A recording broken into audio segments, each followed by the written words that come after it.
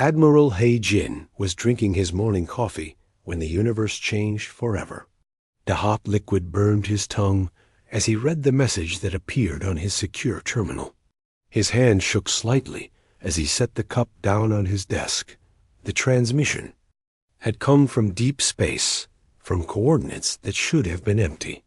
The signal was strong and clear, which meant whoever sent it wanted to be heard across all of human space.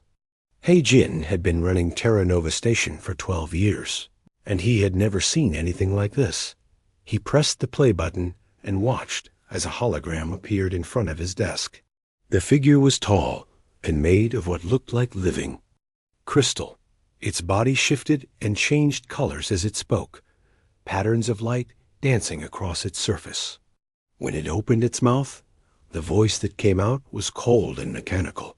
"Humans of the Terran Federation," the alien said, "we are the hegemony. We have watched your species spread across the stars like a disease.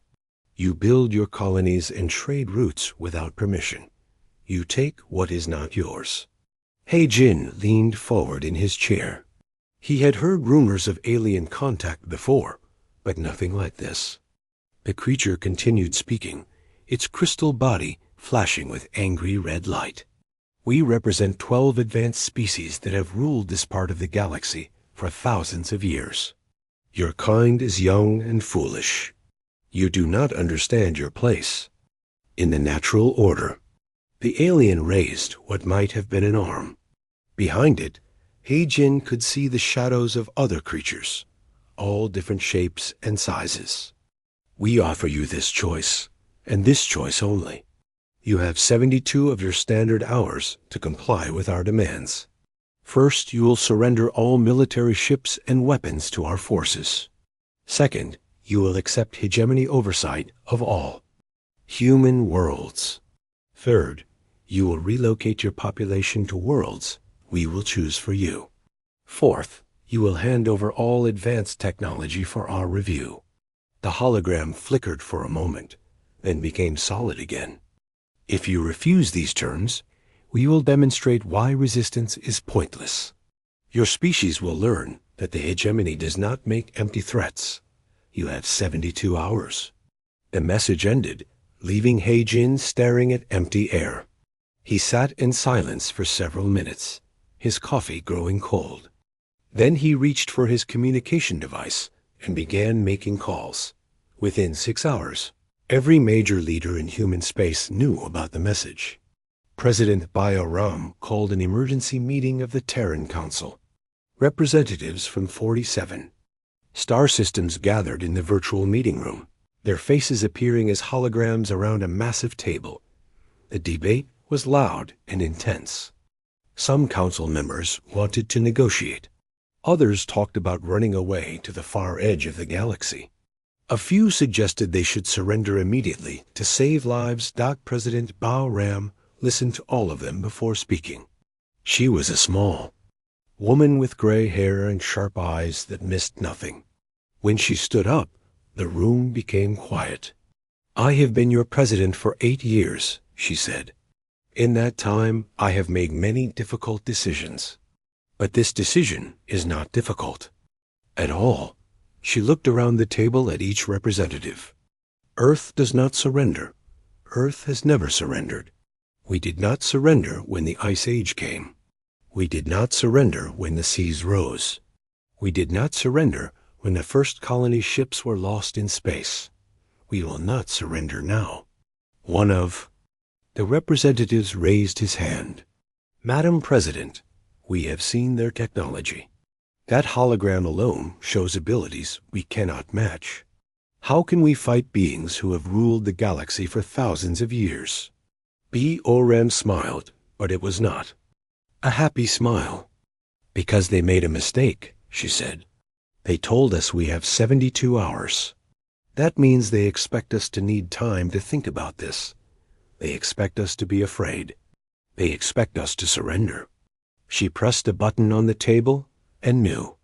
Information appeared in front of each representative. "Intelligence Officer Tae-ho has been tracking strange movements at the edge of our space for the past week. Show them what you found," Teo. A young man with tired eyes stood up. He had been working without sleep since the message arrived. The hegemony has positioned massive fleets at the edge of every major human system, he said. They are already in attack formation. This ultimatum was never meant to be a real choice. They expected us to surrender immediately. The room filled with angry voices. Representatives demanded to know why they had not been warned earlier. Others asked how many ships the aliens had brought. Tejo waited for quiet, then continued. Based on our scans, each fleet has enough firepower to destroy a planet. They have positioned these fleets to attack all our major worlds at the same time. They came here to make an example of us. President Bo-Ram nodded. The hegemony thinks we are weak because we are young. They think we will give up without a fight. They are about to learn how wrong they are. She turned to Admiral Heijin, whose hologram sat at the far end of the table. Admiral, I am authorizing Protocol Prometheus. You will receive your orders within the hour. Heijin looked confused. Madam President, I am not familiar with that protocol. You will be, she said. The meeting ended with a unanimous vote against surrender. Every representative agreed that humanity would fight, no matter the cost. As the holograms faded away, Heijin returned to his office to wait for his new orders. He had commanded fleets in border skirmishes and pirate raids, but nothing had prepared him for this. He was about to fight an enemy that had ruled the galaxy since before humans discovered fire. His orders arrived exactly 1 hour later. As he read them, his eyes grew wide. The instructions were simple but made no sense. He was to transmit specific codes to coordinates in deep space, far beyond any known human colony or base. Heijin had never heard of the coordinates before.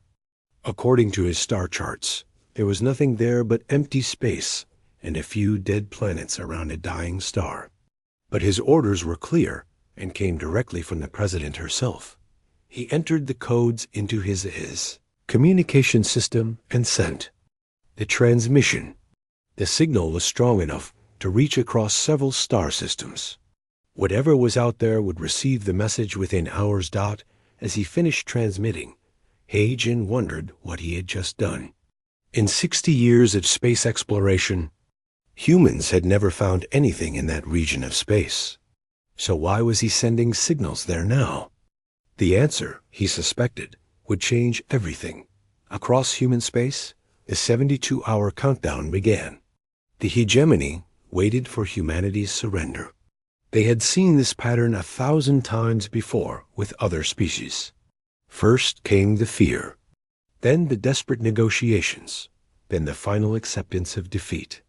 But as the hours passed, something strange happened. Instead of surrender messages, the hegemony intercepted communications between human worlds. Military commanders were not preparing to give up their ships. Instead, they were moving into defensive positions and calling up reserves. The crystalline beings who led the hegemony found this amusing at first. Humans were young and foolish, they thought. They would learn soon enough that resistance was pointless. They had no idea that their ultimatum had just awakened something that had been sleeping in the dark between the stars for 60 years. Something that would teach them why Earth never surrenders. Captain Su Jin had been flying stealth missions for 10 years, but she had never been sent to coordinates like these. Her ship, the Silent Arrow, was designed to be invisible to most sensors. As she approached the mysterious location Admiral Jin had given her, she wondered what she would find in this forgotten corner of space. The star system was supposed to be dead. According to all records, it contained only a dying red star and several lifeless planets. No one had visited this place in decades because there was nothing here worth finding. But as Su Jin's sensors began picking up readings, she realized the records were wrong. This can't be right, she whispered to herself as she stared at her. Displays. The system was full of activity.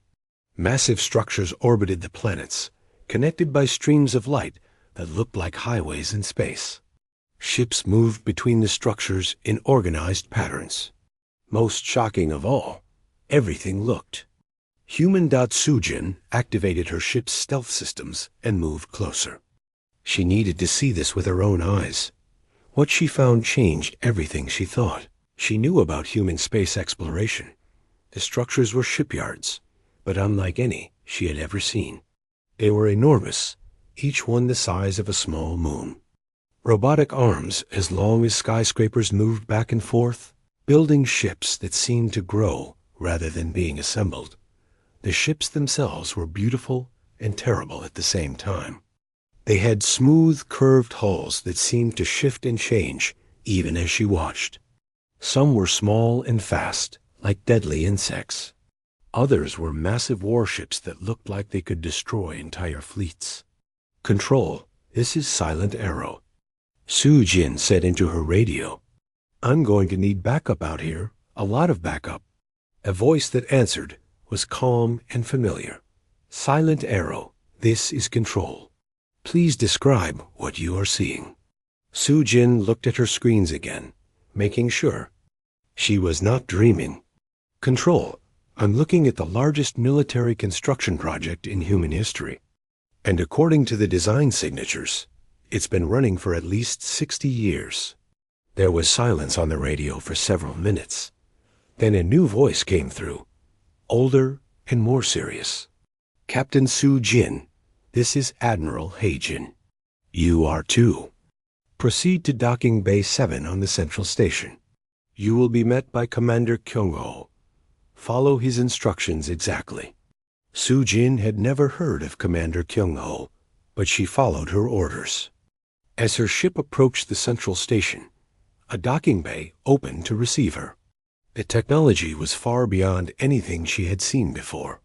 Her ship was guided in by beams of light that seemed to know exactly where she needed to go.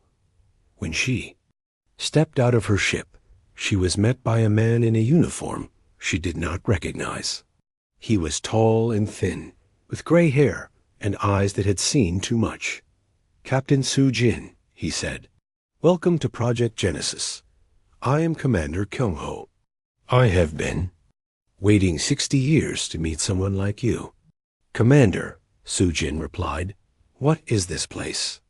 Kyung-ho smiled sadly. "This is humanity's insurance policy. Come with me, and I will show you why we built all of this." They walked through corridors filled with activity.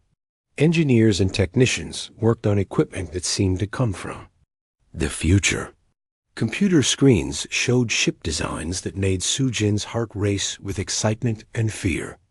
63 years ago, Kyung-ho began as they walked. Humanity made first contact with a hostile alien species. The encounter lasted only minutes, but it taught us something important. We are not alone in the universe, and not everything out there wants to be our friend. They entered a massive control room with windows that looked out over the shipyards. Sujin could see dozens of ships in various stages of construction. "A secret council was formed," Kyung-ho continued. "Scientists, engineers, military leaders, and politicians who understood that humanity needed to prepare for the worst. They created Project Genesis with one simple goal: build a fleet that could defend our species against any threat." Sujin watched as a new ship took shape in the nearest yard. Robotic systems were attaching armor plating that seemed to move and adjust itself. "These ships," she said, "they're different from anything in our regular fleet." "They're alive," Kyung-ho said simply. "Not in the biological sense, but they can think, learn, and adapt. Each ship has an artificial intelligence that becomes smarter with every battle. They can repair damage instantly, modify their weapons in real time, and coordinate with other ships in ways that seem almost telepathic." He pointed to a sleek warship that was just leaving the construction bay. "That ship, the Taiguk, can become invisible to most sensors. Its hull can change shape to deflect energy weapons. I can learn an enemy's fighting patterns and develop countermeasures within minutes. Su Jin felt a chill run down her spine. How many ships like this do we have? Over 3,000, Kyung-ho replied. And we can build more as fast as we need them. They continued walking through the facility. Su Jin saw weapons that could bend space and time, engines that seemed to violate the laws of physics, and armor that could repair itself from complete destruction. The regular human fleet knows nothing about this, Kyung-ho explained. Only a few dozen people in the entire Federation have security clearance to know about Project Genesis. We have been waiting and preparing, hoping we would never need to reveal ourselves. But now we do, Su-jin said. Now we do. Kyung-ho agreed. They entered another room where dozens of engineers worked around a massive holographic display. Display showed every human system and the alien fleets that surrounded them. The hegemony brought impressive forces, said a woman with short black hair. She wore the insignia of a chief engineer. But they made the same mistake that most advanced civilizations make. Which is? Su-jin asked. They assumed that a young species would have young technology, the woman replied. My name is Yoon-ji, and I have spent 30 years designing weapons, specifically to fight enemies we had never met. Every system on these ships is designed to counter threats we could only imagine. Yoon-ji waved her hand, and the holographic display changed to show technical specifications for the new ships. Adaptive armor that learns from each hit and becomes stronger. Weapons that can reconfigure themselves to match any enemy defense.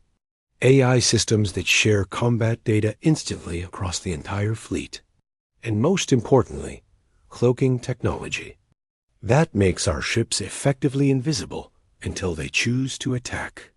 Su-jin studied the display. The technology was incredible, but she had one important question. If we've had this capability for 60 years, why didn't we use it before? Why keep it secret?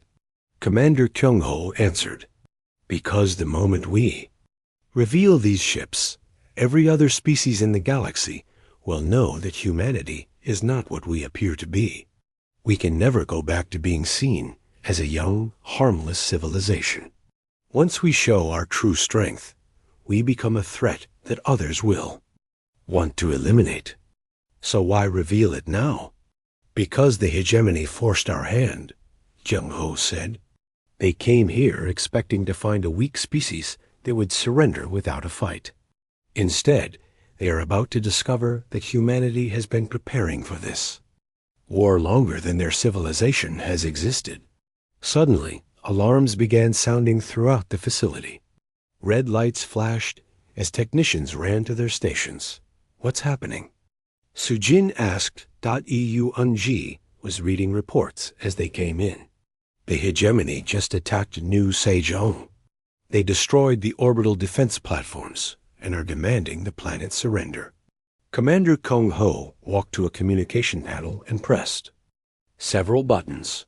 All ships, this is Genesis Control. Authorization code Prometheus is now active.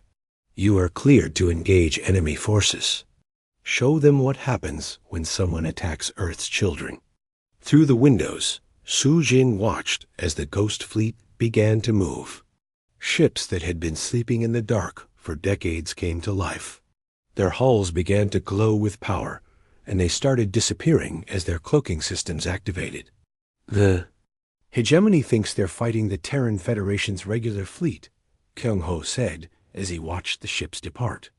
They have no idea they're about to face something that should not exist. Within hours, the first reports began coming back. The hegemony attack fleet at New Sejong had encountered something impossible. Human ships that appeared from nowhere, took massive damage, and immediately repaired themselves, and fought with weapons that seemed to learn and adapt in real time. The crystalline beings who led the hegemony called emergency meetings. Their military advisors could not explain what they had seen. Ships that should have been destroyed kept fighting.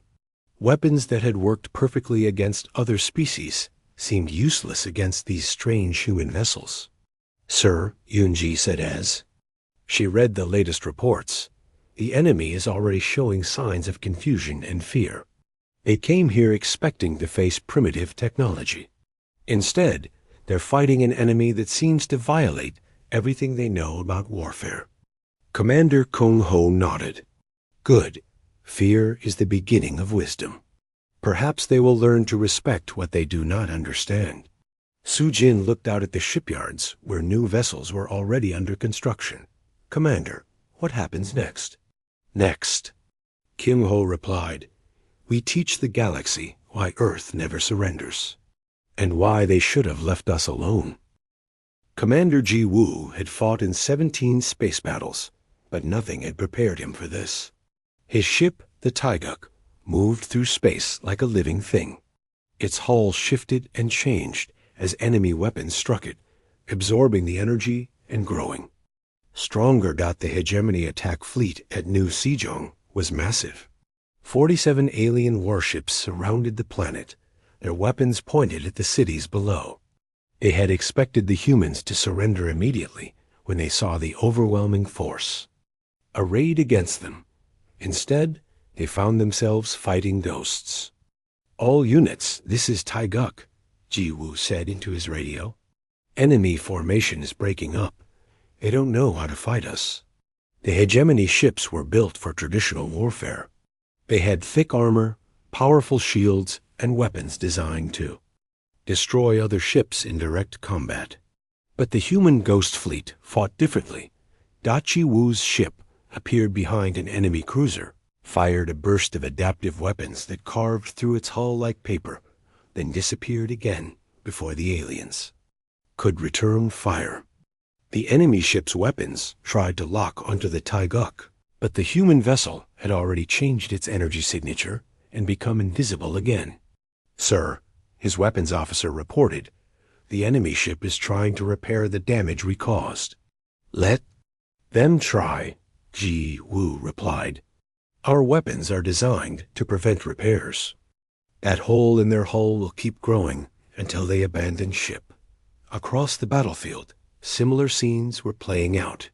Human ships appeared from nowhere, struck with impossible precision, then vanished before the enemy could respond. Hegemony fleet found itself fighting an enemy that seemed to exist outside the normal rules of combat. Lieutenant So Young piloted one of the smallest ships in the Ghost Fleet, a stealth fighter equipped with phase drive technology. Her mission was to observe and report on the enemy's reactions, but she found herself unable to resist joining the fight. Control, this is Ghost 7, she reported as she watched a massive hegemony battleship try to coordinate its fleet's defense. The enemy command ship is having trouble communicating with its units. Their communication systems weren't designed for this type of warfare. Understood, Ghost 7, came the reply. Continue observation. So Young activated her phase drive and slipped into the space between dimensions. From this position, she could observe the enemy without being detected by any known technology. What she saw made her smile. The hegemony fleet was in chaos. Their ships were designed to fight in formation, supporting each other with overlapping fields of fire. But the human ghost fleet refused to engage in traditional combat. They struck from unexpected angles, used weapons that adapted to enemy defenses, and disappeared before retaliation was possible. Control, the enemy is showing signs of panic, So Young reported. Several ships are trying to retreat, but their command structure is breaking down. The crystalline beings who commanded the hegemony fleet had ruled the galaxy for thousands of years by following a simple strategy.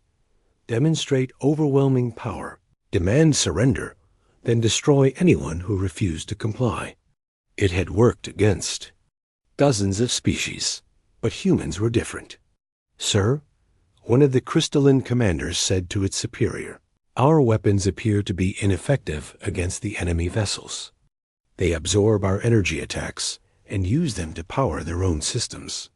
The hegemony fleet commander studied the tactical display. Its forces outnumbered the humans 5-1, but the battle was not going as planned. How is this possible? It asked, "These humans have only been in space for a few centuries. How can they possess technology superior to ours?" "Unknown, sir, but we are losing ships at an alarming rate." Dr. Wu Jin sat in his laboratory aboard the human command ship, analyzing intercepted hegemony communications. As a xenopsychologist, his job was to understand how alien minds worked and predict their behavior.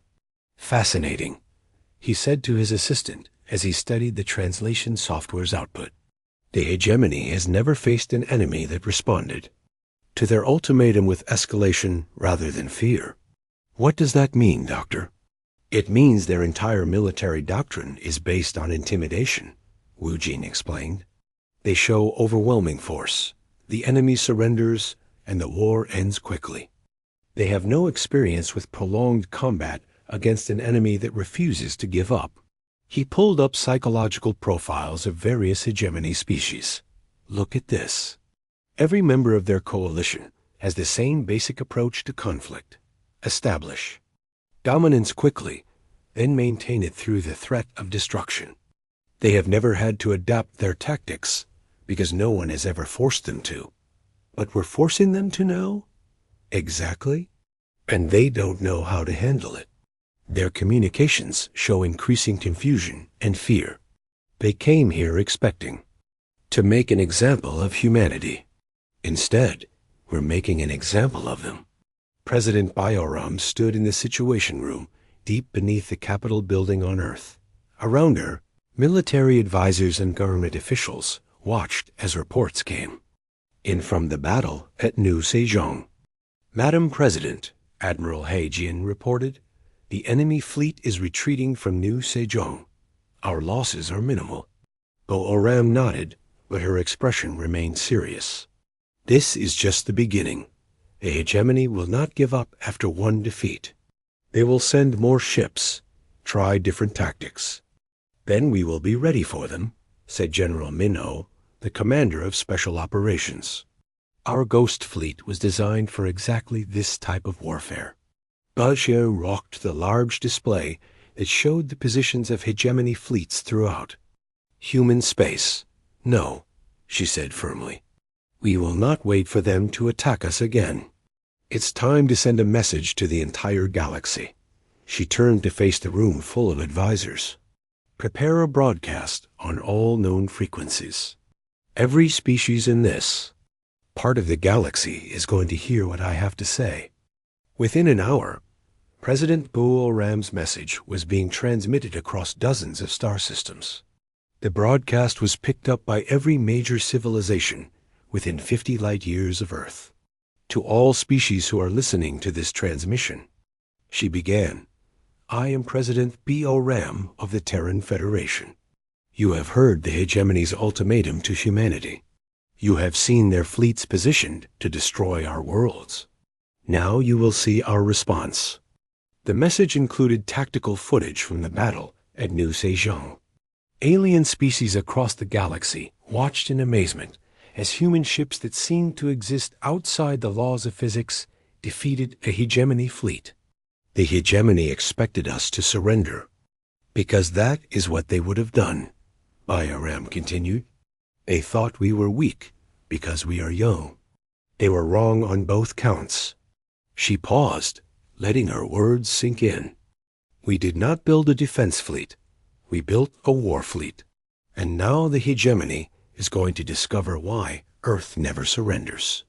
The message ended with coordinates and a simple statement. "Any species that wishes to discuss peaceful relations with humanity may contact us at these locations. Any species that chooses to support the hegemony's aggression will be treated as an enemy." Across the galaxy, governments and military leaders scrambled to analyze what they had seen. The humans had revealed technology that seemed impossible, tactics that defied conventional wisdom, and a willingness to fight that impressed even their enemies. In the hegemony's core systems, emergency meetings were called. The crystalline leaders who had ruled for millennia found themselves facing a crisis they had never imagined. "The humans have revealed capabilities we did not know existed," one of them reported to the High Council. "Our intelligence was completely Wrong about their level of development. How wrong? The council leader asked. They have been preparing for this war longer than we have existed as a coalition. The council chamber fell silent. For the first time in thousands of years, the hegemony faced an enemy that might actually be able to defeat them. Back at New Sejong, Commander Ji Woo watched as the last hegemony ship limped away from the planet.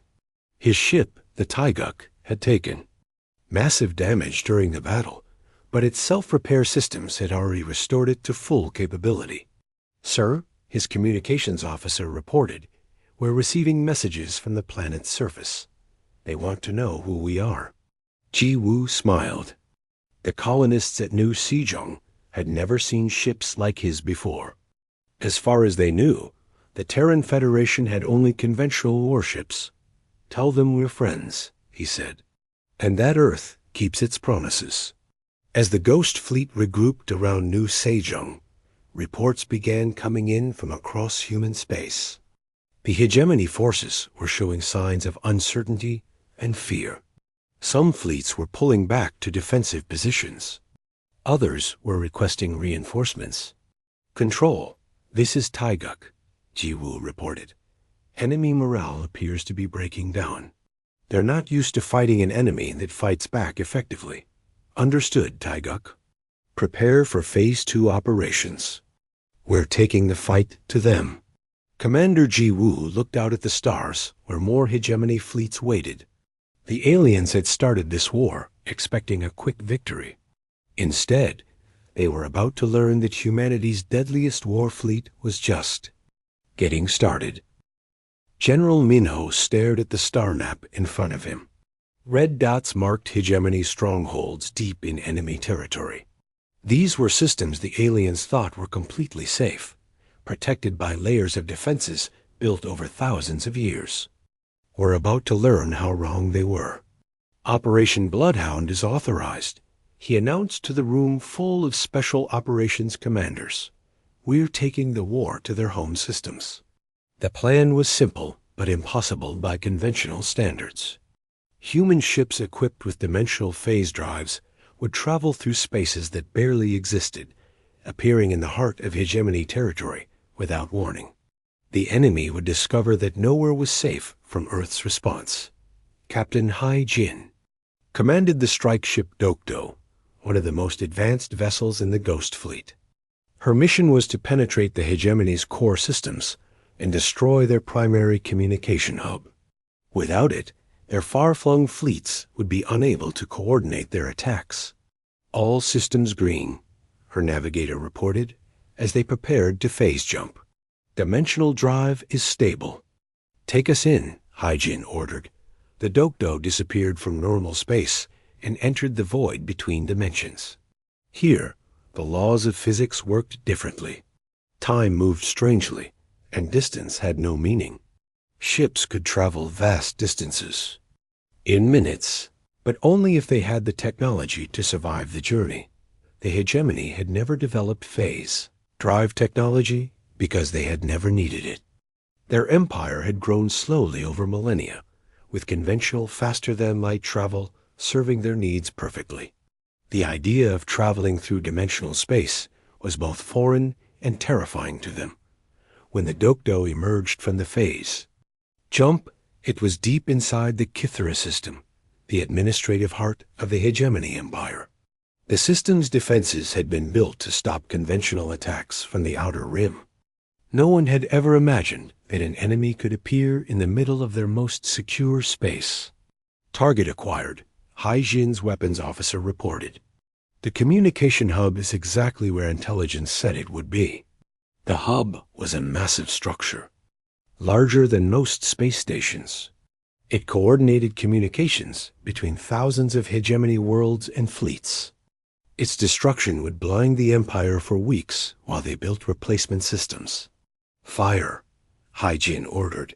The Dokdo's weapons were unlike anything the hegemony had encountered. Instead of simple energy beams or projectiles, they fired streams of weaponized matter that converted the target's own atoms into pure energy. The communication hub simply ceased to exist, leaving behind only expanding clouds of glowing plasma. Alarms sounded throughout the young Kythera system as defense fleets scrambled to respond to the impossible attack. But by the time they reached the hub's location, the Dokdo had already disappeared back into dimensional space. Similar attacks were happening simultaneously across a dozen hegemony core systems. Human strike teams appeared without warning, destroyed critical infrastructure, then vanished before enemy forces could respond. Chief Engineer Yoon-ji worked frantically aboard the command ship, Arirong, as reports flooded in from across the battlefield. The Ghost Fleet's artificial intelligence systems were learning and adapting faster than anyone had expected.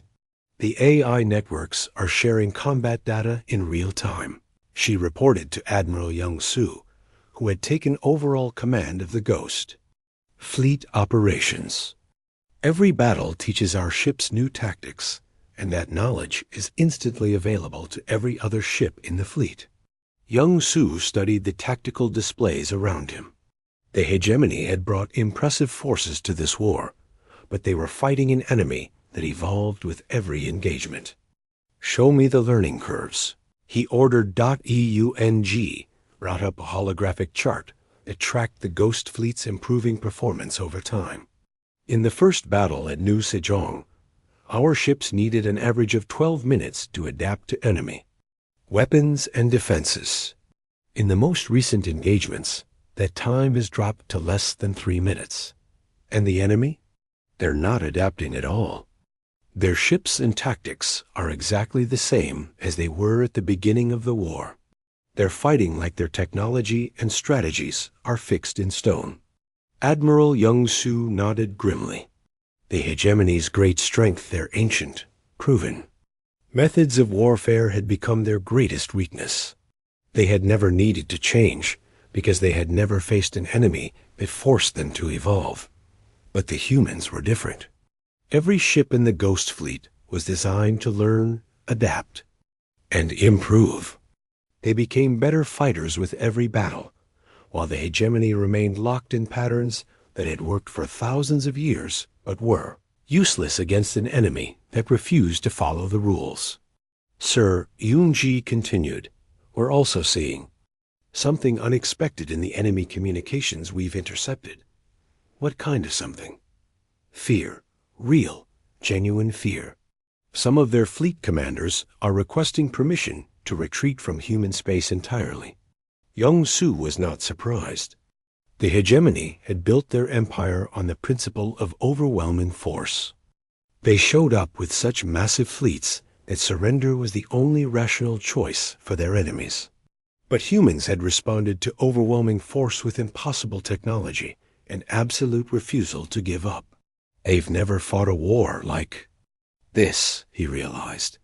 Every other species they conquered made the rational choice to surrender rather than face extinction. But humans don't make rational choices when we're threatened. Sir, we make human choices. And the most human choice of all is to fight when fighting seems impossible. The reports coming in from hegemony territory painted a picture of growing chaos. Their communication networks were failing as human strike teams destroyed relay stations and command centers.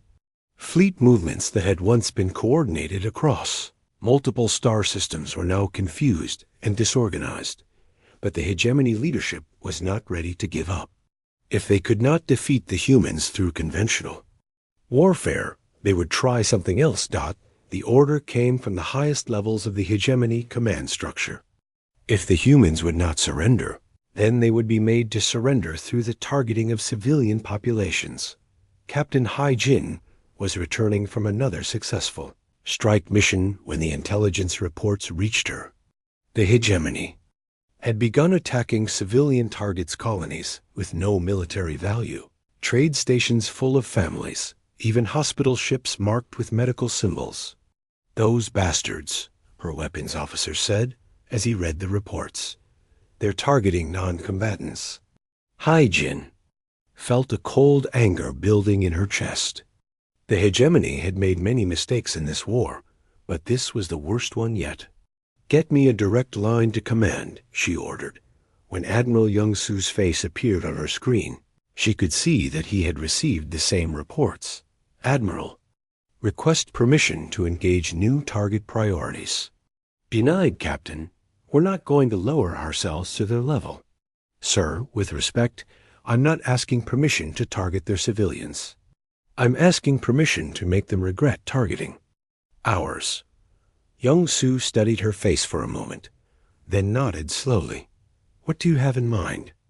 The hegemony thinks they can force us to surrender by hurting innocent people. I think it's time we showed them what happens when Earth gets angry. The transmission ended, but within hours, new orders were flowing to every ship in the Ghost Fleet. The weapons that had been held in reserve because they were considered too terrible to use were now authorized for deployment. Captain, Haijin received her new target assignments and smiled grimly. The hegemony wanted to escalate the war. Fine. They were about to discover that humanity had been holding back its most devastating capabilities. The first target was a hegemony fortress world that served as a regional command center. The planet was protected by orbital defense platforms, energy shields, and a fleet of warships. It had never been successfully attacked in 3,000 years of warfare. The Dokdo approached the system using its phase drive, appearing just outside the planet's defensive perimeter. But instead of attacking the defenses, Haijin targeted something else entirely. Fire, she ordered. The weapon that struck the fortress world was unlike anything ever used in galactic warfare. It converted matter directly into energy, but in a controlled chain reaction that spread outward from the point of impact. The planet's entire defense fleet simply ceased to exist, their atoms converted to pure energy in a flash of light visible from neighboring star systems. The planet itself was undamaged, its population safe. But every military installation, every weapon, every warship in the system had been instantly vaporized. The message was clear. Humanity could destroy their defenses any time it chose to. The only reason the planet's population survived was because humans had chosen to spare them. Similar demonstrations occurred across hegemony space as the Ghost Fleet deployed weapons that seemed to violate the fundamental laws of physics. Entire fleets disappeared without a trace. Fortress worlds found their defenses simply gone, leaving them naked and helpless. The crystalline beings who led the hegemony called emergency sessions as reports flooded in from across their empire. Their greatest strongholds had been rendered defenseless in a matter of hours. How is this possible? Their supreme commander demanded. These weapons, they should not exist. Sir, one of their military advisors replied, we believe the humans have been developing these capabilities in secret for decades. Fleet Admiral Sung-ho stood on the bridge of the massive command ship Hanbok as it emerged from dimensional space at the edge of the hegemony's capital system. Around him, hundreds of Ghost Fleet vessels materialized from the void, their hulls gleaming with the power of weapons that could reshape reality itself. This was the final offensive, the coordinated assault that would end the war once and for all. But as Sung-ho looked at the tactical displays showing hegemony positions throughout the galaxy, he realized something had changed.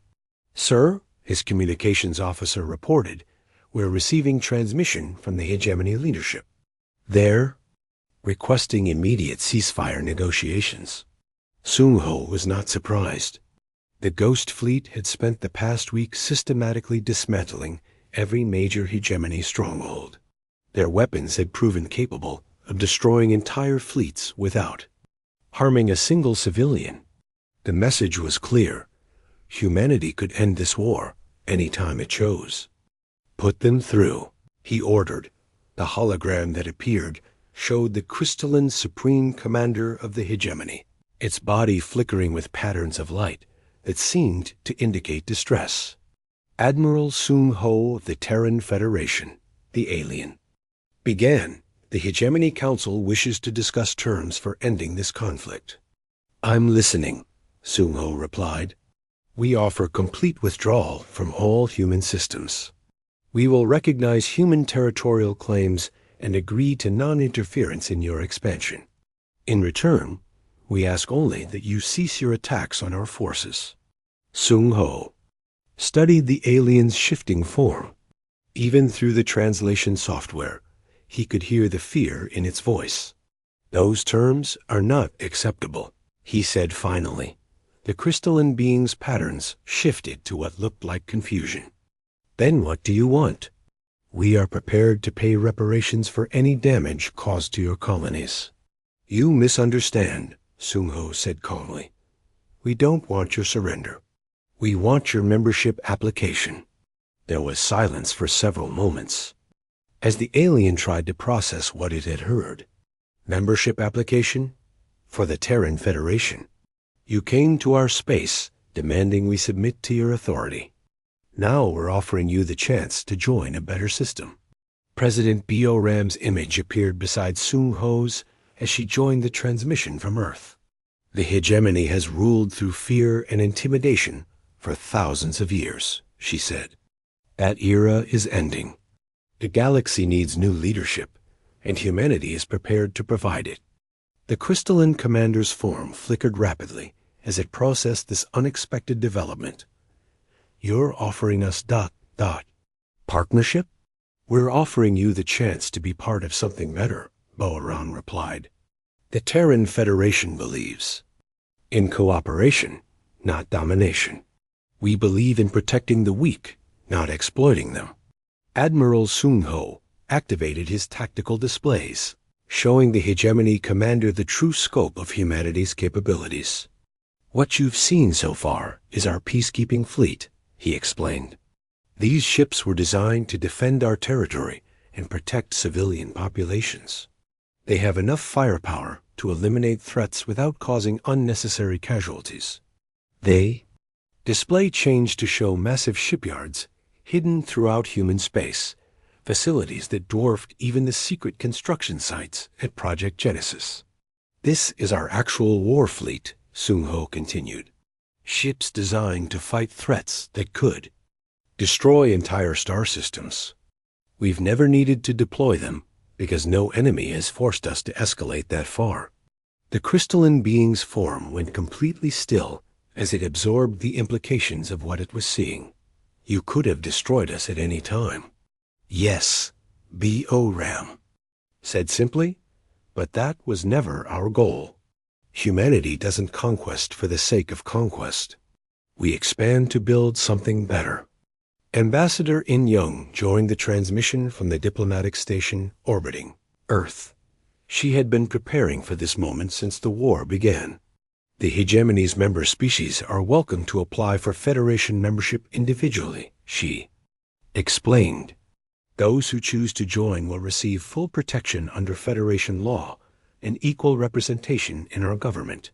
And those who choose not to join will be left alone, as long as they don't threaten Federation members or engage in the kind of intimidation tactics the hegemony has used for millennia. The crystalline commander was quiet for a long time, its form cycling through patterns that the translation software couldn't interpret. Why? It finally asked. Why offer us this chance after we tried to destroy you? President Ram smiled, and for the first time since the war began, it was a genuine smile rather than a diplomatic expression. Because that's what humans do. We don't hold grudges against enemies who are willing to change. We offer second chances to those who earn them. The transmission ended, leaving the hegemony leadership to discuss humanity's unexpected offer. But the response came more quickly than anyone had expected. Within 6 hours, 3 hegemony member species formally requested to withdraw from the alien coalition and apply for Federation membership. Within a day, that number had grown to 7. By the end of the week, the hegemony as a political entity had effectively ceased to exist. Dr. Zheng Min found herself appointed as the first Galactic Integration Coordinator, responsible for helping former hegemony species adapt to Federation membership. Her office in the newly constructed diplomatic station was constantly busy with alien representatives seeking guidance on Federation law and customs. "Doctor," her assistant said as she reviewed the latest membership applications, "we are receiving requests from species that weren't even part of the hegemony. Word is spreading about the Federation's approach to galactic governance." Zheng Min looked at the list of applicants. Species from across this arm of the galaxy were abandoning their old alliances and seeking protection under the Federation's umbrella. How many so far? 43 species have submitted formal applications. Another 112 have requested preliminary information about membership requirements. Zheng Min shook her head in amazement. The war that was supposed to destroy humanity had instead triggered the largest peaceful expansion in galactic history. "Make sure each application gets proper review," she instructed. "We want to make sure new members understand what Federation citizenship means." 10 years later, Admiral He Jin stood at the podium of the Galactic Naval Academy on Luna. Before him sat cadets from dozens of different species, all wearing the same uniform and learning the same principles of service and protection. "The hegemony expected us to surrender," he told the mixed class of human and alien students, because that's what they would have done when faced with overwhelming force. They saw our small fleets and young colonies and assumed we were weak. A crystalline cadet in the front row raised what might have been a hand. "Admiral, what made humanity different? Why didn't you surrender when the logical choice was to preserve your species?" He Jin smiled at the question. It was one he had been asked many times over the years. "Because humans don't make logical choices when our survival is threatened." He explained, "We make human choices.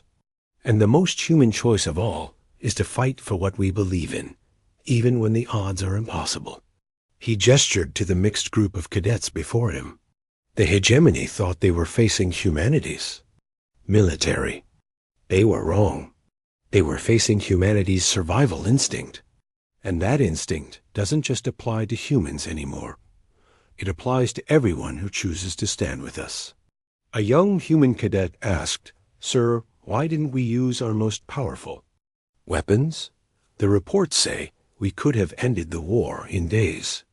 "Because ending a war and winning a peace are two different things," He Jin replied. "Any species can destroy their enemies.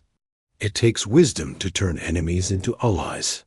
He looked out at the Academy's windows, where ships from across the galaxy came and went in peaceful cooperation. The hegemony ruled through fear for thousands of years, and that rule collapsed the moment they faced someone who refused to be afraid. The Federation rules through cooperation and mutual benefit, and that kind of rule grows stronger with every new member who chooses to join us. As the class ended and the cadets filed out, He Jin reflected on how much the galaxy had changed. The war that was supposed to demonstrate human weakness had instead revealed human strength. But more importantly, it had shown that strength used wisely could build something better than any empire based on fear and domination. The hegemony had expected surrender, but Earth had responded with something far more powerful than its deadliest war fleet. It had responded with the offer of a better future for everyone willing to reach for it. President Baoram's words from the early days of the war had proven prophetic. You expected surrender because that's what you would have done. But humans don't surrender, we adapt, we overcome, and then we help others do the same. Welcome to the new galactic order.